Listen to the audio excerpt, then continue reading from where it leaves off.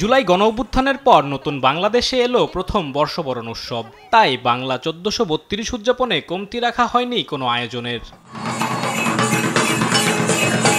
৩৬শে জুলাই কিংবা মুগ্ধর সেই পানির বোতল, ফ্যাসিস্টের মুখাকৃতি সহ নানা মোটিভ ছিল এবারের আয়োজনে।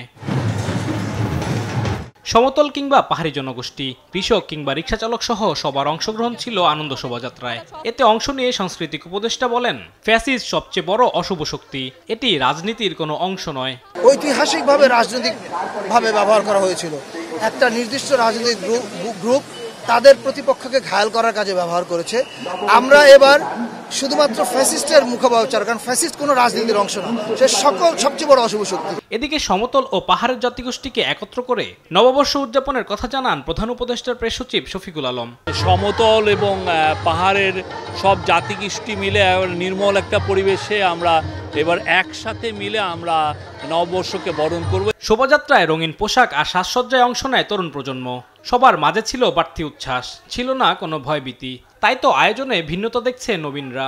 বলছেন, জুলাই স্পিরিটকে ধারণ করে সবার অংশগ্রহণ পূরণ করেছে বাঙালির আশা আকাঙ্ক্ষাকে। আমার কাছে এত বছর মনে হয়েছিল যে এটা আমাদের দেশের সংস্কৃতি না, এটা হচ্ছে একটা ফ্যাসিস্টবাদের তার একাত্মবাদ, তার এক গোষ্ঠীর, তার এক দলীয়ভাবে একটা অনুষ্ঠান করে গেছে।